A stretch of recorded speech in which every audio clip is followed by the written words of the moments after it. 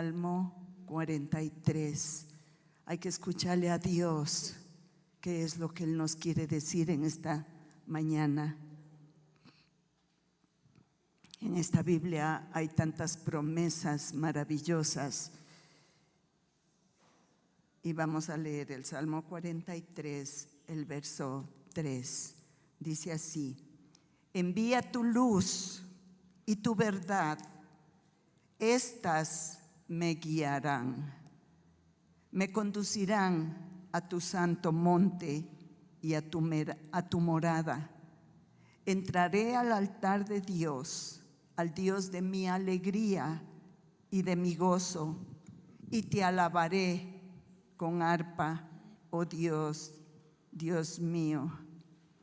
¿Por qué te abates, oh alma mía? ¿Y por qué te turbas dentro de mí?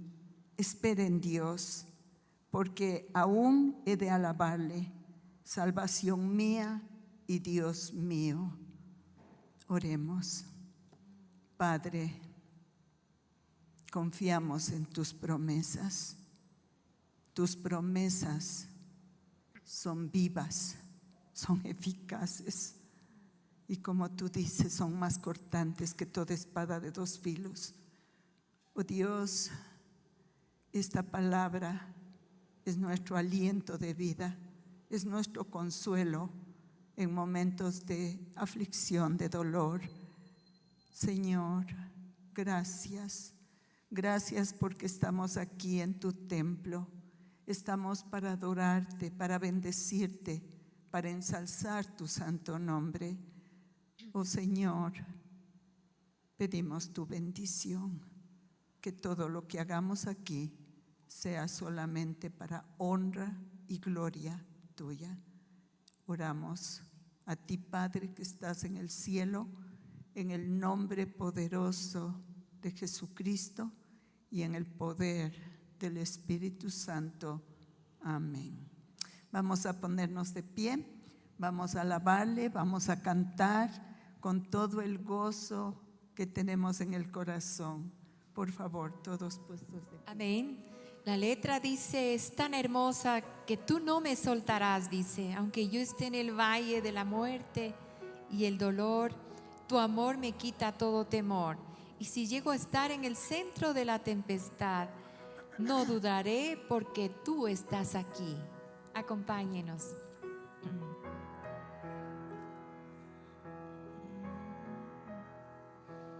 Aunque yo esté en el valle de la muerte y dolor, tu amor me quita todo temor. Y si llego a estar en el centro de la tempestad, no dudaré porque estás aquí. Y no temeré del mal, pues mi Dios conmigo está. Y si Dios conmigo está, ¿de quién temeré? ¿De quién temeré? No, no, no me soltarás en la calma, en la tormenta. No, no, no me soltarás en lo alto, en lo bajo. No, no, no me soltarás. Dios, nunca me dejarás. No, no, no me soltarás en la calma, en la tormenta. No, no, no me soltarás en lo alto, en lo bajo. No, no, no me soltarás. Dios, nunca me dejarás.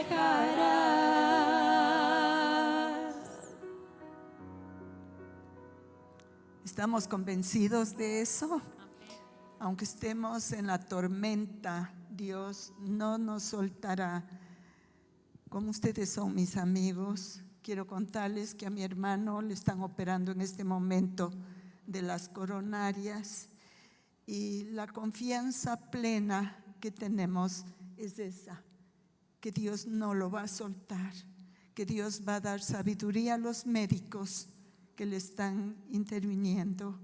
Y les cuento esto para que me ayuden en oración. Sigamos cantando. Dice la letra: yo vivo, Señor, porque tú vives. Porque tú vives, Señor, es que yo vivo. Así que nuestro corazón tiene que estar firme en la palabra que pronunciamos, porque recuerde que la palabra tiene poder. Lo que usted pronuncie será para su bendición en su vida. Cantemos.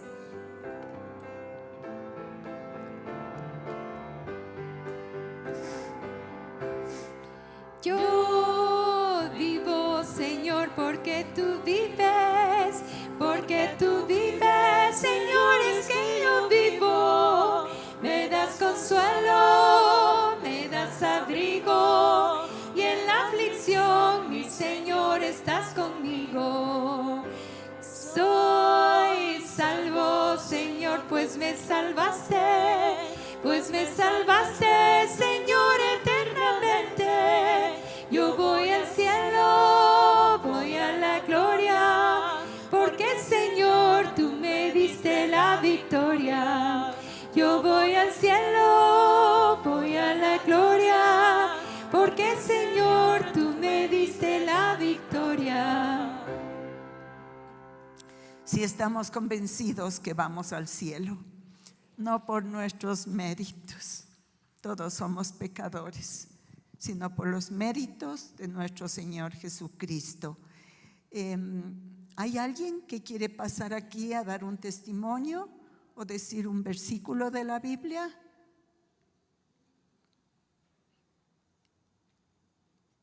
¿Hay alguien? Yo. Ah, venga. Nunca regreso a ver para atrás, perdón.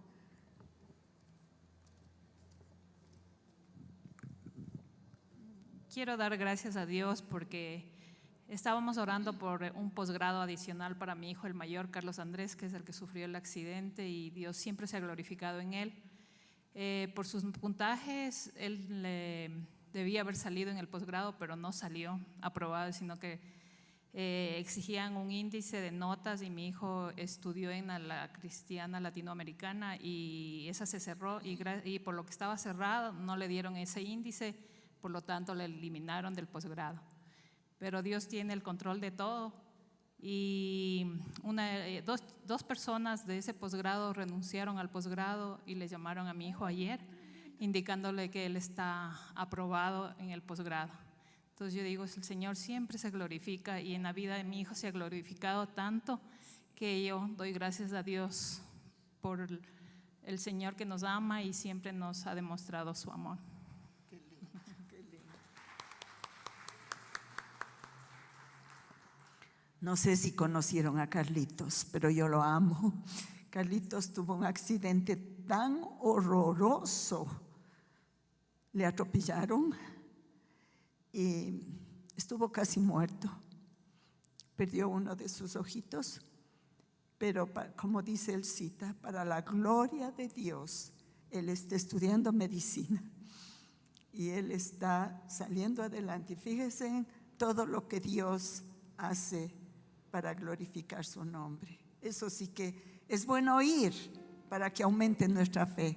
¿Hay alguien más que quiera pasar aquí adelante a dar un testimonio de las maravillas o un versículo de la Biblia, de lo que Dios puede hacer? Por favor. Pueden tomar asiento hasta que escuchemos a mi querida.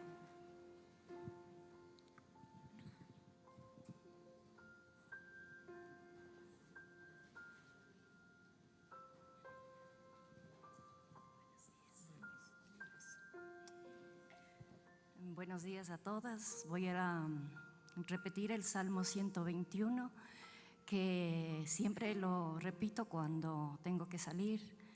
Si se trata de un viaje largo, este salmo nos ayuda. Es del Salmo 121. Dirijo la mirada hacia los cerros en busca de socorro. Mi auxilio me viene del Señor, que hizo el cielo y la tierra. No deja que tu pie dé un paso en falso, no duerme tu guardián. Jamás lo rinde el sueño o cabecea el guardián de Israel. El Señor te protege y te da sombra. Está siempre a tu diestra. Durante el día el sol no te maltrata ni la luna de noche. Él te cuida al salir y al regresar, ahora y para siempre.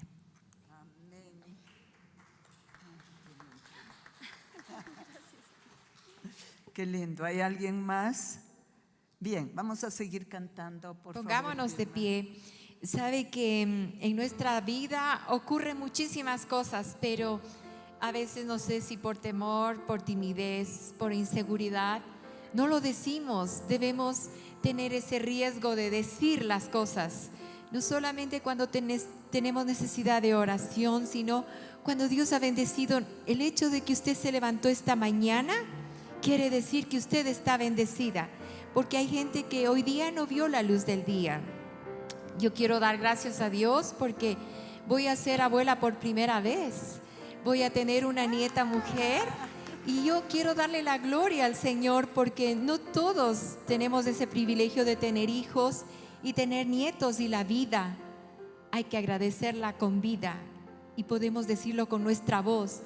Gracias, Señor, porque es un privilegio el tener hijos, y corona de los abuelos son los nietos. Cantemos esta canción.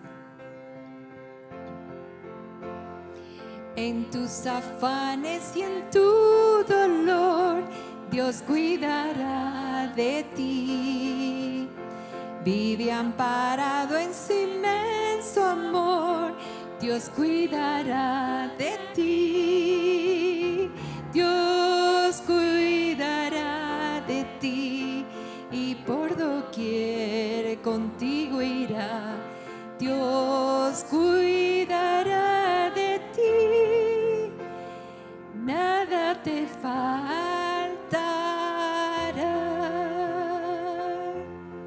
En tus afanes y en tu dolor, Dios cuidará de ti. Vive amparado en su inmenso amor, Dios cuidará de ti. Dios cuidará de ti y por doquier contigo irá. Dios cuidará de ti, nada te faltará.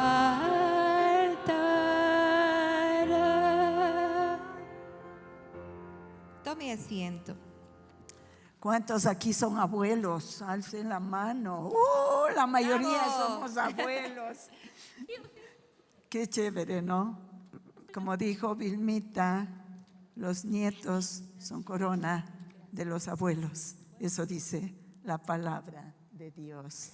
Bien, vamos a escuchar a nuestro queridísimo pastor Marcelo, y hasta que él venga voy a leer lo que ya leí, porque me pareció tan lindo lo que dice aquí. Salmo 43, verso 3. Envía tu luz y tu verdad, estas me guiarán, me conducirán a tu santo monte y a tus moradas. Entraré al altar de Dios, al Dios de mi alegría y de mi gozo, y te alabaré con arpa, oh Dios, Dios mío. ¿Por qué te abates, oh alma mía? ¿Y por qué te turbas dentro de mí? Espera en Dios, porque aún he de alabarle, salvación mía y Dios mío. Amén. Mi querido pastor, Hola, Anita. háblanos. Gracias. Tu pueblo Buenos escucha. días. Muy buenos días. ¿Cómo están? Qué bueno. Ya estamos en noviembre. Ya se acaba el año. Ya se acaban nuestros estudios del Evangelio de Marcos. Ha pasado tan rápido. Hoy vamos a estudiar el capítulo 11. Capítulo 11 de Marcos. Tiene 16 capítulos. Nos quedan 5 capítulos más. 2 semanas más para revisar. ¿Sí? 2 semanas o 3 semanas más para revisar. Queremos animarles a que podamos completar este estudio, ¿no? Usted tiene su bosquejo, de esa manera puede coleccionar, puede volver a revisar, puede volver a añadir nuevas anotaciones a sus estudios. Gracias a Dios porque Él nos tiene aquí. Vamos a orar. Vamos a orar por el hermano de Anita. ¿Cómo se llama Anita, su hermano? Rodrigo, sí. Padre, en esta mañana venimos delante de ti agradecidos porque hemos cantado con fe, creyendo con la certeza y la seguridad que tú nos escuchas. En verdad, Señor, podemos tener dificultades, problemas, pero sabemos que tú no nos soltarás. Oh Dios, en esta mañana clamamos por Rodrigo, hermano de Anita. Te pedimos que tu misericordia y tú lo puedas ver con compasión. Él está siendo, Señor, intervenido humanamente por la ciencia, pero rogamos la intervención tuya, esa intervención divina que puede hacer cosas grandes, sobrenaturales, lo que el hombre no puede hacer. Para Dios todo es posible. Por eso clamamos y ponemos delante de ti su vida para que sea hecha tu voluntad en él. Confiamos en tu amor, en tu sanidad, en tu restauración. Tú lo puedes volver a levantar. Que este sea un tiempo, Señor, donde Rodrigo pueda percibir de tu poder, de tu gracia manifestada sobre su vida. Gracias por darnos la oportunidad de llegar esta mañana a este lugar para aprender más de ti a través de tu palabra. Gracias porque podemos iniciar un nuevo mes, el 11º mes del año.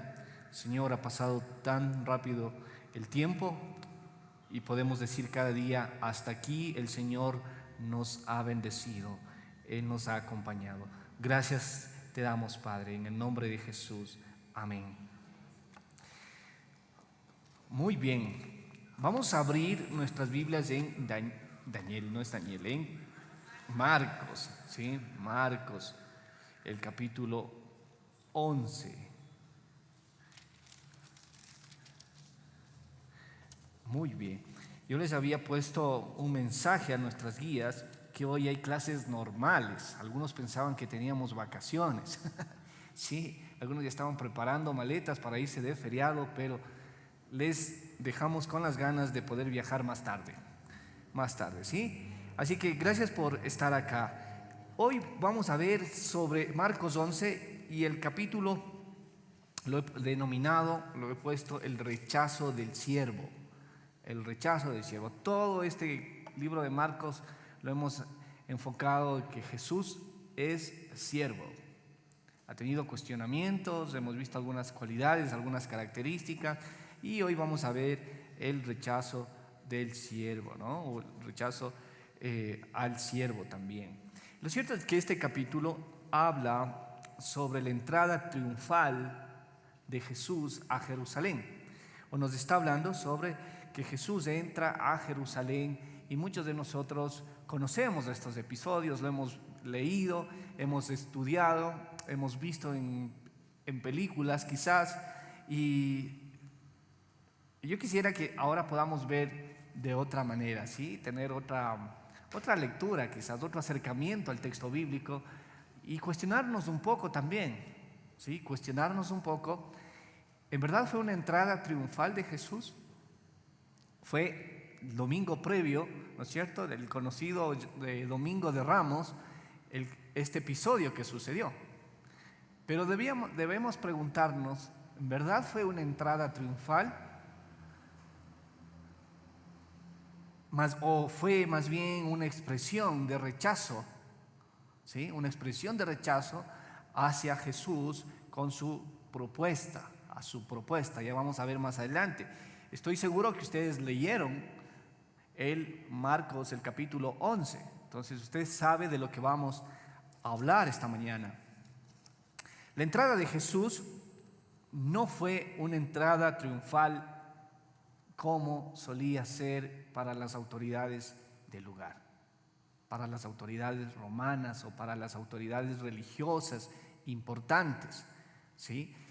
La entrada triunfal, desde nuestra perspectiva, es una entrada obviamente triunfal, pero viéndola desde el contexto histórico, no fue una entrada triunfal como solía ser para las autoridades. Entonces, no fue muy impresionante para las personas que estaban en Jerusalén, ¿sí? No llamaba mucho la atención, pues Jesús ya venía siendo cuestionado, Jesús venía teniendo algunos seguidores que lo buscaban por sus milagros, pero había una ala religiosa, una ala de líderes que buscaban argumentos para hacerlo caer y planificaban matarlo.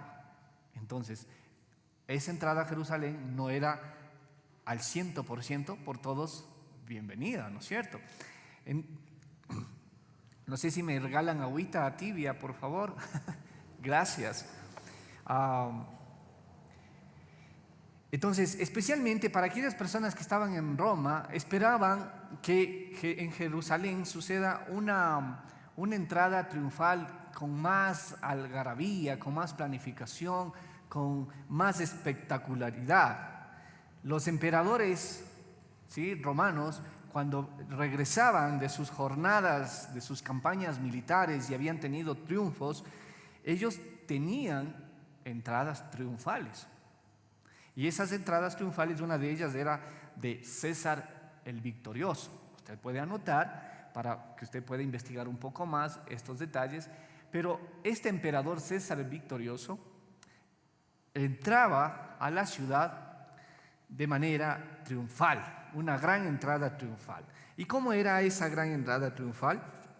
Pues el tamaño del botín era tan grande, y los prisioneros que había conseguido César el Victorioso también eran muy numerosos. Las riquezas que él había conquistado, más los prisioneros que había añadido, todo esto se exponía en un desfile que podía durar entre 2 y 3 días. Imagínese usted, ¿no? Días y noches desfilando. Nosotros tenemos acá un desfile por las fiestas de Quito, ¿verdad? Y el desfile a veces es largo, dura 1 hora y un poco más, y vemos carrozas y vemos también a las Fuerzas Armadas, pero no nos imaginamos, muchas gracias, pero no nos imaginamos un desfile triunfal de un emperador romano que venía con su botín, con sus esclavos, y ese desfile podía durar 2 o 3 días. Así eran las entradas triunfales. Pero ¿cómo fue? ¿Cómo dice el relato bíblico de la entrada triunfal de Jesús? En cambio, la entrada de Jesús fue totalmente distinto, ¿no? Él estaba cruzando el monte de los olivos y de pronto dice a dos de sus discípulos: por favor, vayan y tráiganme acá a la vuelta, hay una casa, hay un lugar donde está un asno y está atado, y vayan y tráiganlo, que lo necesito para entrar a Jerusalén. Y estaba cerca de Jerusalén. Y van los discípulos y toman la orden y dicen: pero ¿cómo vamos a ir a este lugar y entrar y tomar así nomás este asno que nunca había sido montado? Jesús dice: si alguien pregunta quién mandó, dígalo, el Señor lo necesita. Y así fueron. Alguien salió: hey, ¿qué están haciendo? Estamos llevando el asno porque el Señor lo necesita. Y fue todo lo que respondieron, y llevaron al asno hacia adelante, ¿no? Llevaron hacia Jesús. Entonces, la entrada triunfal de Jesús fue diferente a Jerusalén.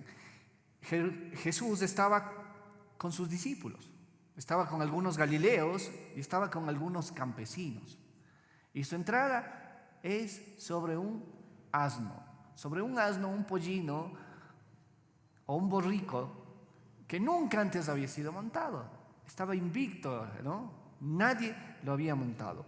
Pero lo emocionante y lo importante que pasó en este episodio es que Jesús, antes de ir y anunciar su muerte, Él se ofrecía públicamente.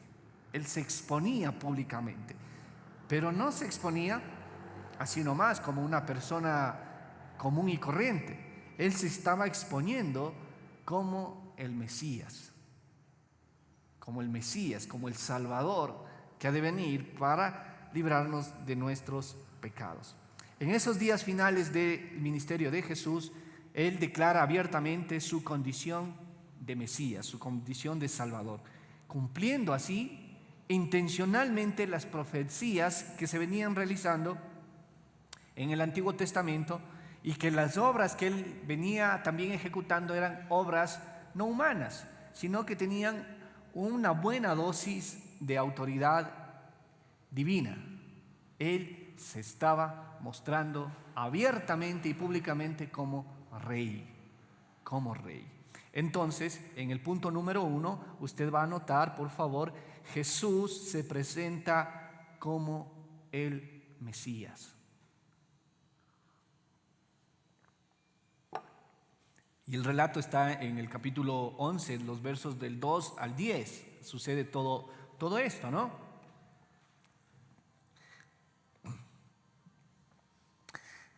Y Jesús aparece entonces en Jerusalén, pide, como les decía, a 2 de sus discípulos ir a una aldea, entrar y coger a este asno atado. El Señor sabía estos detalles. Y aquí hay algo importante, ¿no? ¿Cómo sucedió esto?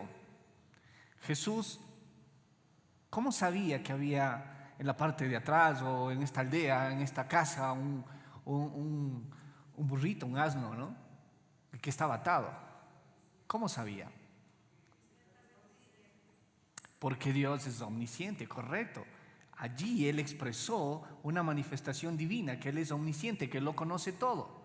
Algunas personas dicen, no, Él actuó meramente humanamente actuó Él.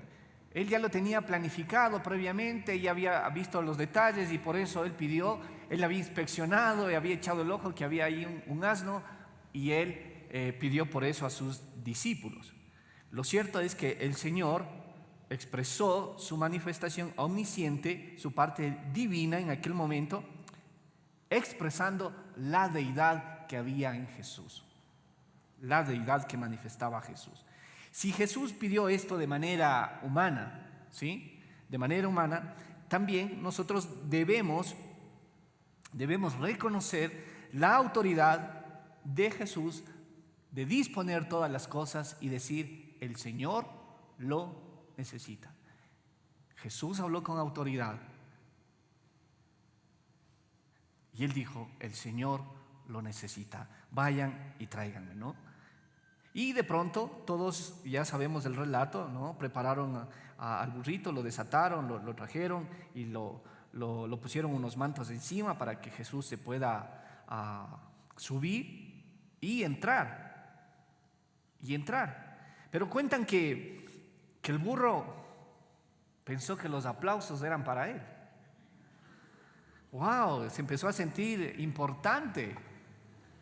Dijo, qué chévere, nadie me había montado y ahora veo un montón de gente que empieza a gritar, empieza a poner unos mantos especiales sobre mi lomo y piensan a poner también otras frazadas aquí para que yo no me ensucie mis patitas. Y hay muchas ramas y la gente está diciendo a vivas voces honores y esas ovaciones son para mí. ¡Qué chévere! Y empezó él a llevarse la gloria, ¿no? Él no se daba cuenta que las cosas que estaban sucediendo, la entrada triunfal no era del asno, no era del burrito, era de quien iba sobre él, de quien iba sobre él. Y muchas veces nosotros confundimos eso. Nosotros también podemos interpretar mal las cosas. El Señor nos llama porque el Señor nos necesita.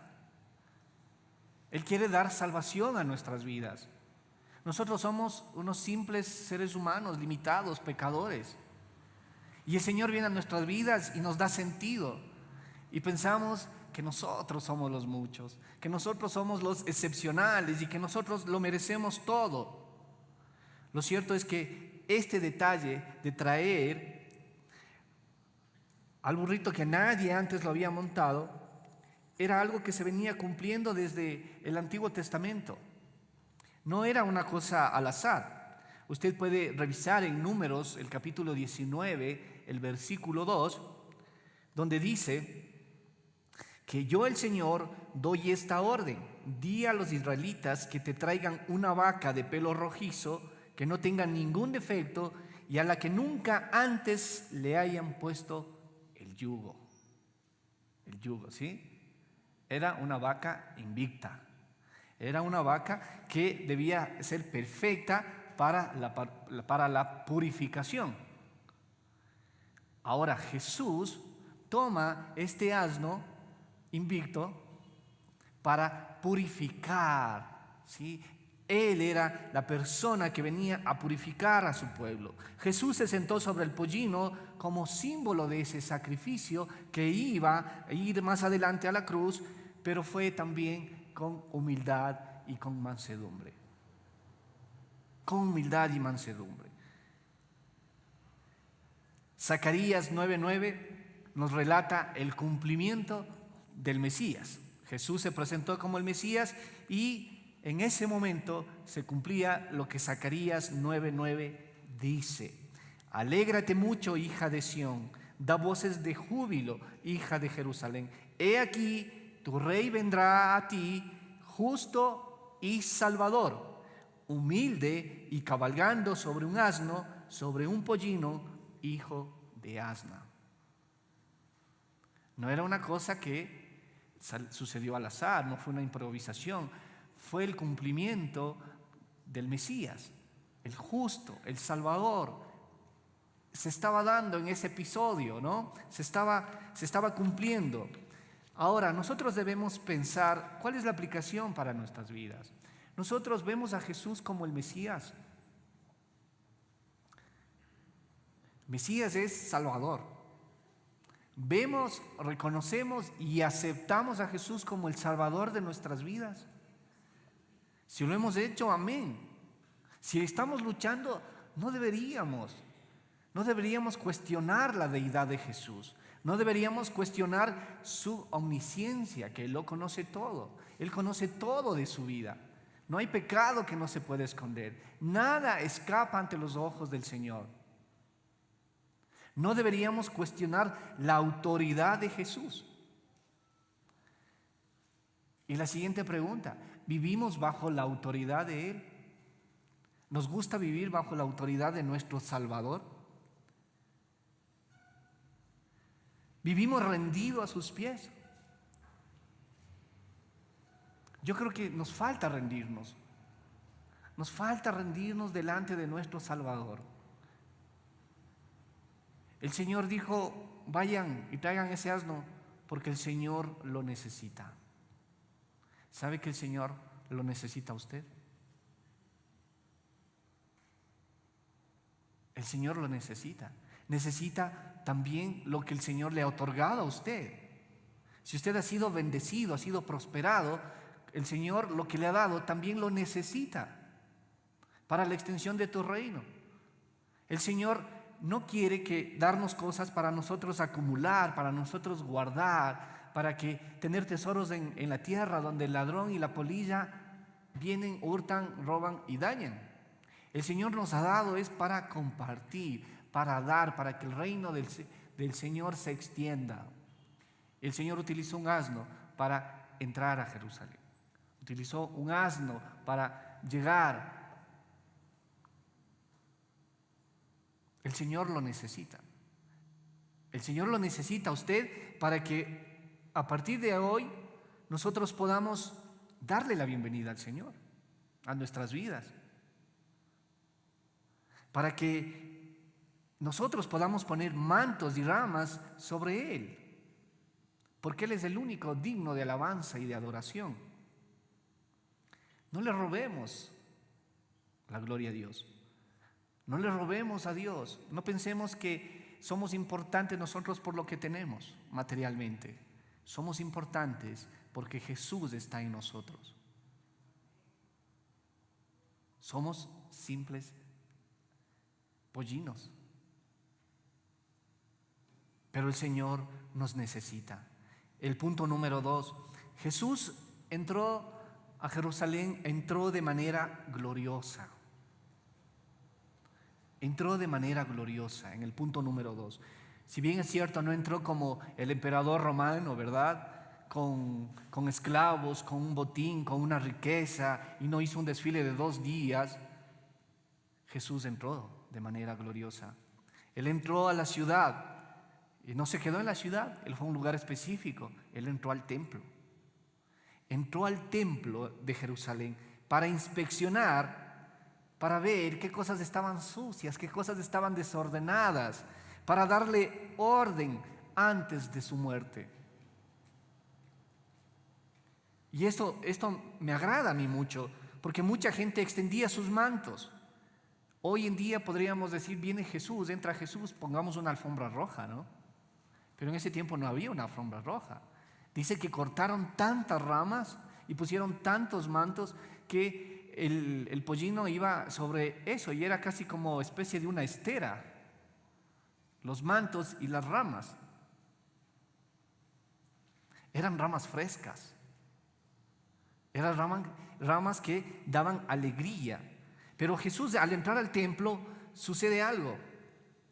Empieza a ver por todos lados algo que él no esperaba encontrar en el templo. Empezó a ver cosas raras, cosas extrañas.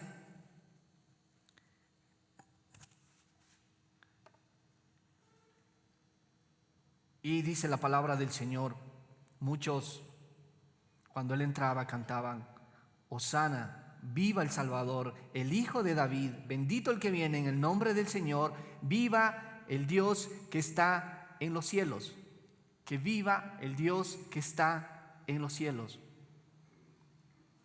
Las personas veían que Jesús venía, que entraba y lo ovacionaron y gritaban, viva el Salvador. Y a la semana siguiente, las mismas personas le gritaban, crucifícalo. ¿Qué pasó? ¿Qué pasó con esa entrada triunfal? Jesús entra al templo y de pronto se encuentra con gente que estaba comprando y vendiendo. Encuentra el comercio en plena acción en la casa de él. Derribó a los cambistas de dinero. Había gente que cambiaba moneda, había gente que venía de todas partes. Y allí se ocupaba la moneda oficial y por eso había cambistas. Y en esa transacción muchos sacaban ventaja del extranjero. Y se hacían ricos de manera que usaban la usura, el interés, ¿no? Y eso sucedía en el templo. No sucedía en una casa de cambio, sucedía dentro de la iglesia. Había transacciones fraudulentas, habían vendedores de palomas, había comerciantes y se había generado dentro del templo mafias religiosas, mafias de los líderes religiosos. Entonces Jesús, al ver todo esto, llegó a limpiar y se dio el cumplimiento de lo que dice Malaquías, el capítulo 3, los versos del 1 al 3. Voy a leer. Malaquías, el capítulo 3, los versos del 1 al 3. El Señor Todopoderoso responde, yo estoy por enviar a mi mensajero para que prepare el camino delante de mí y de pronto vendrá a su templo el Señor, a quien ustedes buscan, vendrá el mensajero del pacto en quien ustedes se complacen. El Señor vino al templo a poner las cosas en orden, a poner las cosas limpias. Esa casa se había convertido en todo menos en casa de oración. Y por eso el Señor dice, mi casa es casa de oración. Y ustedes han venido aquí a trastocar todo esto. De esa manera, el Señor Jesús hace que nosotros podamos pensar, ¿qué estamos haciendo con la casa de oración hoy en día? Anita suele decir, ¿no? Vengamos con reverencia a la casa del Señor. Parte de la reverencia es llegar a tiempo, es no comer chicle, es no meter comida, no venir en short, ¿no? Porque no vengo a la playa, vengo al culto. Tengo que venir de manera digna, porque es casa de Dios, casa de oración, y uno mayor que el templo está aquí, que es Jesucristo. Jesús exhortó a toda esa gente a recordar que el templo es casa de oración, casa de enseñanza de su palabra, casa para reflexionar, para meditar y no guarida de ladrones. El pueblo había perdido la perspectiva de lo que es el templo. Nosotros ahora debemos pensar, ¿en verdad venimos a un templo? ¿Sentimos que venimos a tener un encuentro con Dios? ¿La reverencia de abrir la palabra del Señor? Si el Señor viene ahora, nos puede decir es casa de oración. O guarida de cualquier cosa, ustedes han convertido este lugar. El Señor nos llama y nos invita a que podamos nosotros buscar más de Él, más de sus enseñanzas, porque la gente se acostumbró a ver las enseñanzas de Jesús, admiraban y lo seguían, pero las mafias, los líderes de aquellos que habían torcido las cosas dentro del templo del Señor, eran aquellos que no dudaban en matar a Jesús, no dudaban en poner en cuestionamiento la autoridad de Jesús, y esa autoridad era la que querían cuestionar cada vez que podían. Y se acercan los líderes religiosos y le dicen: a ver, él está haciendo un escándalo, acá está poniendo las cosas en orden, vamos a hacerle otra vez caer. Y le vuelven a preguntar a Jesús: ¿qué estás haciendo? ¿Con qué autoridad haces esto? A ellos no les molestó que él mande sacando a la gente que estaba haciendo cosas chuecas. Les molestó la autoridad que Jesús estaba ejerciendo. Y Jesús les responde con otra pregunta. El bautismo de Juan, dice, ¿procede del cielo o de la tierra? Las mafias religiosas le preguntan: ¿y tú con qué autoridad haces? Y Jesús les responde con otra pregunta. Yo les quiero preguntar a ustedes: el bautismo de Juan, ¿de dónde procede? ¿Del cielo o de la tierra? Y se empieza ahí una discusión y ahora un debate interno, ¿no? ¿Y qué respondemos? Si decimos lo uno, no nos van a creer. Si respondemos lo otro, la gente se nos va a venir encima y le vamos a dar razón a Jesús. Y esta incógnita pues les dejó ahí abierta, ¿no?, la posibilidad de responder. Entonces se pusieron de acuerdo y le respondieron a Jesús: ¿sabes qué? No sabemos. Y Jesús vuelve y les responde y dice: yo tampoco les voy a dar la respuesta. Qué sabio, ¿no? Qué sabio Jesús. Jesús a través de este episodio nos demuestra una manera de cómo abordar los conflictos, de no caer en discusiones vanas, de no quedar entrampados en aquellas cosas adversas. Y Jesús nos da la manera de cómo manejar una situación difícil, complicada. Difícil y complicada. Jesús quiere, vamos a hacer la aplicación para nosotros. Jesús quiere entrar en el templo de su vida. ¿Cómo está el templo? Somos templo del Espíritu Santo. Jesús quiere limpiar algunas cosas que están en nosotros. Él quiere dar sentido, Él quiere dar orden. Él quiere volver a poner las cosas en el propósito divino. Soy templo del Espíritu Santo, pero me sigo moviendo bajo la corriente pagana, mundana. He traído cosas que no son de Dios a mi vida, y el Señor quiere limpiar no solamente mi vida, mi templo, sino Dios quiere limpiar mi familia, Dios quiere limpiar mi ciudad, Dios quiere limpiar todo, Dios quiere sacar la suciedad, sacar esas guaridas que ha hecho el pecado en mi vida. Dios quiere limpiar, y Dios quiere sobre todas las cosas, Jesús, que usted reconozca a Jesús como su Salvador. Él quiere salvarlo, Él quiere sacarlo del desierto.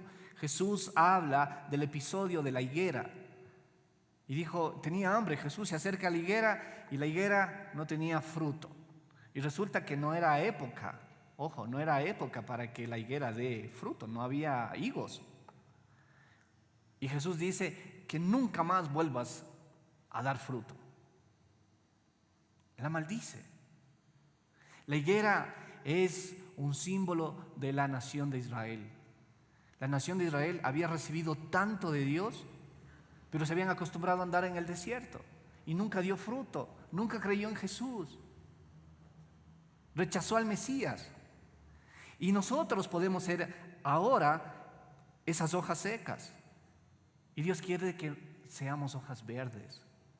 Dios quiere que rompamos la incredulidad. El salmista David dice en el Salmo 1, versículo 3,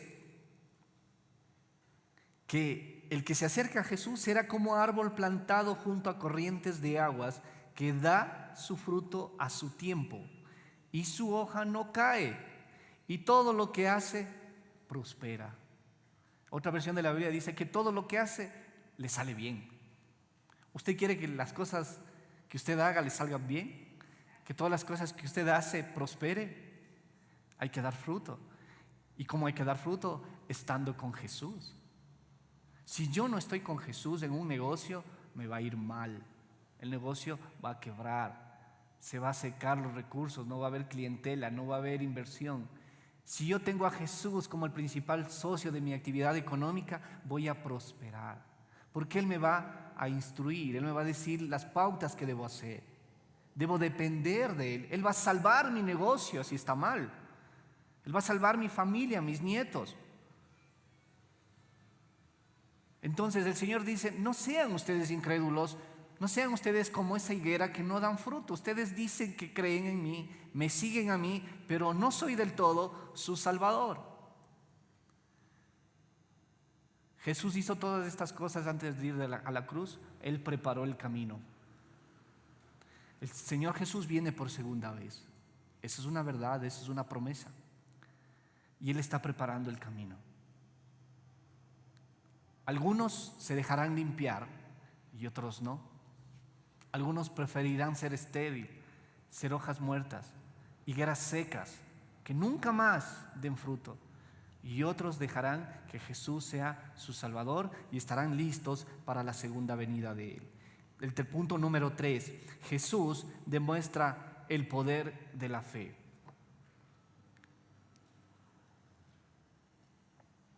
Jesús demuestra el poder de la fe a partir del verso 12. Habla lo que les acabé de decir de la higuera. Pero también dice, si ustedes tienen fe, podrían decirle a la montaña, muévete, levántate y lánzate al mar. Y esto así sucederá. Pero yo no me imagino que Jesús nos está pidiendo a nosotros como creyentes hacer este juego, ¿no? Muévete, Cruz Loma, ¿no? Y ándate a la playa, jugando, moviendo montañas. No se trata de eso, literalmente no es una montaña. Las montañas aquí es las montañas de preocupaciones y de problemas que nosotros podemos enfrentar. Y Dios dice, hey, si tú tienes fe en mí, no me rechaces. Déjate ayudar. Y conmigo puedes decir a esa montaña de problemas, a esa montaña de dificultades, muévete, lánzate, desaparece fuera de mi vida, y así sucederá. No dude, no dude. El Señor quiere ayudarle desde su interior. Usted tiene que creer, por eso puse el versículo abajo, ¿no? En Marcos 11:22. Si ustedes creen, recibirán todo lo que pidan en oración. Pero para recibir todo, necesito creer. Necesito creer. Entonces todo es, toda mi montaña de preocupaciones, toda mi montaña de dificultades, toda mi montaña de enfermedades, tantas cosas, desastres, desánimos que me ha venido, todo tengo que ponerle delante de Él y creer. Y creer. Hebreos 11:6 dice que sin fe es imposible agradar a Dios. Todo el capítulo 11 de Hebreos ha recolectado ahí el autor los hombres de fe, los episodios de fe que han sucedido a lo largo de la historia bíblica. Yo le recomiendo que lea. Con alguno de ellos usted se va a identificar. ¿Y por qué no poner también ahí su nombre al final?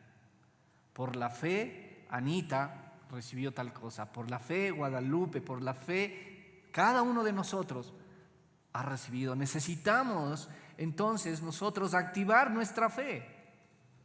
Creer que Dios existe y que Él recompensa a los que le buscan. Dios únicamente recompensa a los que creen y a los que le buscan. La fe es el único recurso. La fe es la llave que abre el cielo para que yo pueda enfrentar cualquier situación. Si usted no tiene fe, por más que ore, salte, llore, se lamente, el cielo no se va a abrir. El cielo se abre cuando usted tiene la llave de la fe. Usted con fe se acerca al cielo, se abre el cielo y entonces Dios le otorga toda la sabiduría, toda la fortaleza para que usted pueda enfrentar cualquier situación. Hay que pedir, pero no hay que pedir como nosotros queramos. Hay que pedir convencidos. Hay que pedir creyendo. Hay que pedir con dependencia total, con integridad del corazón, con la seguridad de que lo que Dios dice, Él lo va a hacer. Entonces ahí recibiremos. Si yo pido a Dios dudando, si yo pido dependiendo de otras personas, de terceros comentarios, si yo tengo mi seguridad en lo material, entonces no voy a recibir nada de lo que Dios me ha prometido. El rechazo a Jesús fue la propuesta de Él. No fue tanto a la persona, fue lo que Él decía. Yo soy el Mesías, yo tengo autoridad. Fue un rechazo a su evangelio, a su palabra. Y su palabra dice, nos viene para enseñar verdad, para echar fuera demonios y sanar enfermos. La principal tarea de Jesús fue enfrentarse a los poderes religiosos. Nosotros tenemos que decidir hoy. Yo rechazo al siervo, como los líderes religiosos, y usurparon el poder y pensaron conspirar contra el siervo, que no progrese la extensión, que no progrese su misión, que no progrese su propósito, y se volvieron adversarios. Una persona que rechaza al siervo rechaza la salvación y se convierte en un adversario. Ya no sea más un adversario de Jesús. Él lo ha dado todo para usted y Él espera que usted ponga toda su fe, toda seguridad y toda su confianza en Él. Solo así podremos dar fruto, un fruto evangelístico, un fruto público ante los demás y un fruto que dé esperanza a su vida y a los suyos. Que Dios nos bendiga y que Dios nos permita seguir la próxima semana. Vamos a predicar 2 capítulos, ¿sí? El 12 y el 13. Capítulo 12 y 13 de Marcos. Bendiciones.